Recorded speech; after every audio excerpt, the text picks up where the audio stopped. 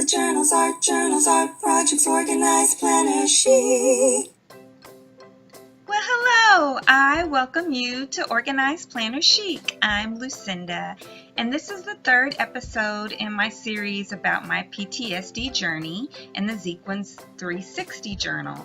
And so if you haven't seen the first two episodes, be sure and check those out. The first one, I explain why I'm in PTSD therapy, and the second one, I also do a review of the journal. And then in the second one, I just kind of keep you caught up with how my therapy has gone so far, and I'm gonna catch you up today on how the last week has gone. So at the end of the last video, I was explaining that I had a new set of homework, and in that homework I was supposed to record on a separate sheet of paper, a separate form she gave me for each day, and there were 3 things I was supposed to do and add some notes. So the first thing was to record any negative event, anything negative that happened, and for each event to write down what I said to myself when that thing happened. And then the third part was to record my feelings as a result of, what happened and what I thought about it. And then I was supposed to take those thoughts and analyze them and determine were they beneficial and were they even true. And part of the note said that even though something can be true or partially true, probably not all of it is, and that kind of thing.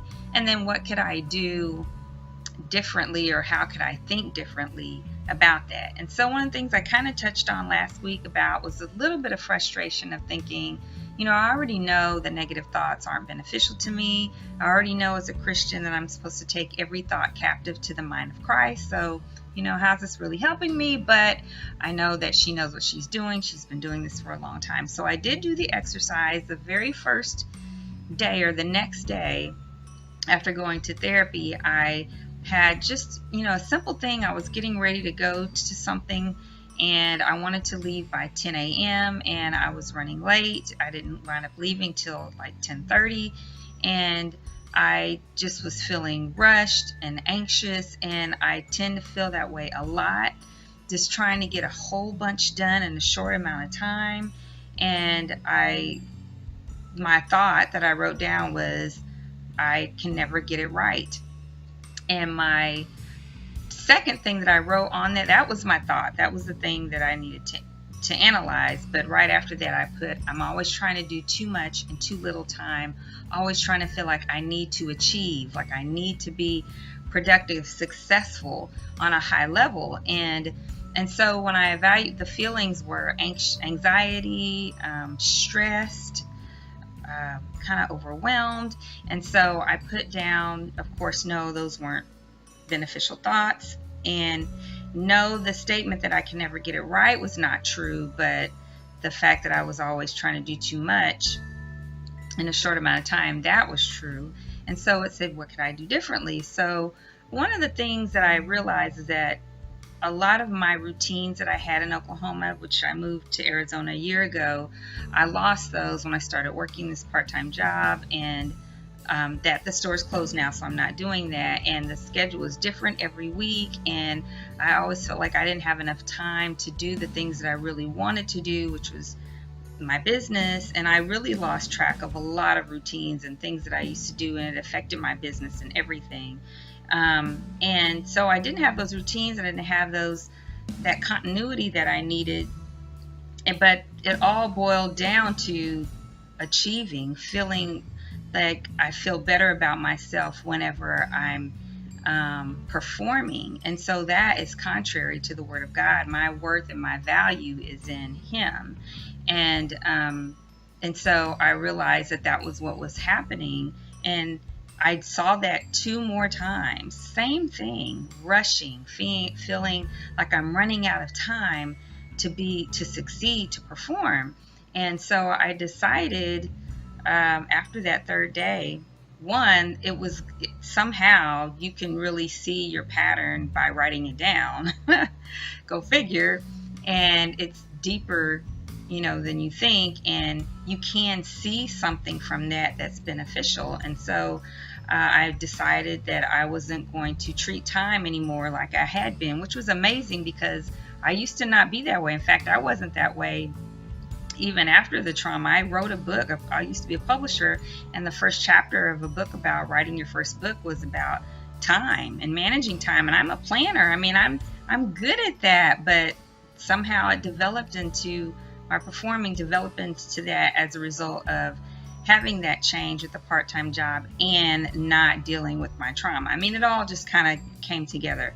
Not dealing with the trauma just helped me find another way to try to do it another way. And so also, remember, I was saying I really wanted to get to the root of why do I feel the need to perform? What is that about? You know, why am I dealing with the trauma like I am? Why do I have PTSD? Why do I feel so sick inside and sad inside about what happened to me? How do I get past that? And so I found some articles online that were very beneficial, and I shared them with the therapist because they helped me see with certain types of trauma where it involves, you know, invading the most sacred parts of you, that you have certain types of feelings. And one of the second article broke them all down. I mean, every single one. It helped me understand and even identify some of my feelings and my fears and why I have them.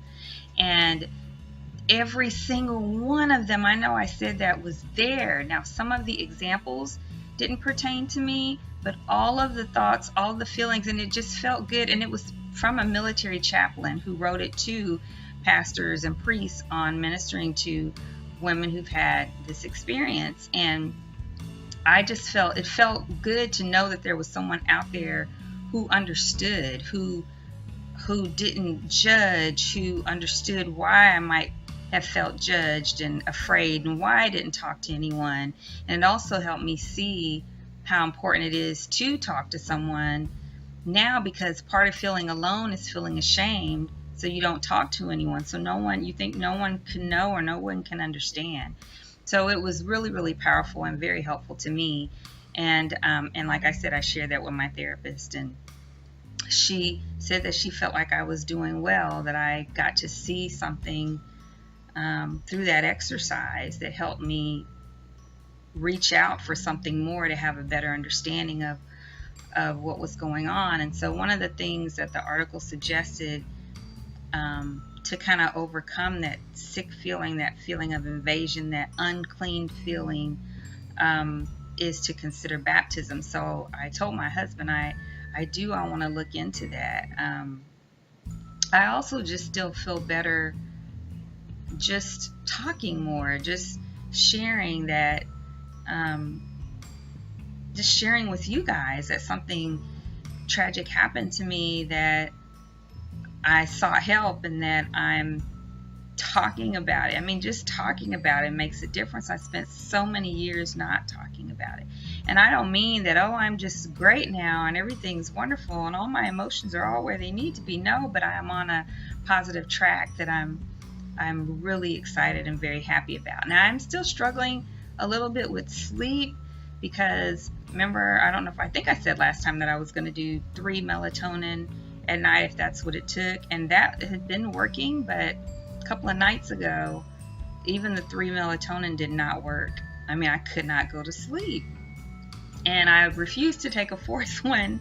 I eventually went to sleep and got about 5 hours, which, you know, is not ideal, but I haven't had that since then. And the device that I went to at the VA, the thing that emits the little signals, the little vibrations or whatever, electromagnetic signals in your ear, on your earlobe, that should be coming in about I think a week.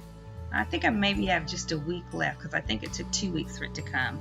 So I'm looking forward to that, because it really made a difference. I was able to sleep very well that night that I did it, and I went, you know, at 10 o'clock in the morning. Now, I had a follow-up appointment, which I didn't know I was going to have one.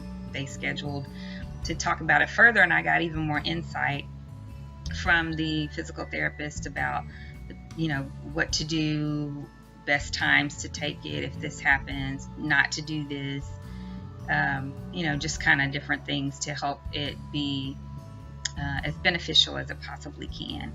And so I think that's about it since last time here on the journaling. I'm just doing more junk journaling style, which is really, this is a journal of any kind that I'm using. So I'm just using some different scraps, and I put everything together in a couple of photo albums, different stuff, so I could access it more easily. And didn't do very much sketching or doodling this time, but it was relaxing, enjoyable. You can see there for Labor Day, I said, hey, I'm taking a vacation day from putting all my feelings in this journal, and I'm just gonna do a little bit of doodle art and have fun with it. And so this is the end of that, and we'll just flip through and you can see all the pages. Well, thank you guys so much for joining me again this week. I hope you enjoyed this video and it was beneficial to you. If it was, please give it a thumbs up and subscribe if you haven't already. All my subscribers get an additional discount from my Organized Planner Chic Etsy shop, where I make traveler's notebooks and accessories. That discount is in the comments below, and there's a new one every month. And I also have an Organized Planner Chic Crew Facebook group where I make a free coloring page for you to download. And also I have a giveaway almost every single month. I think I may have missed one month. And until next time, everyone, happy planning.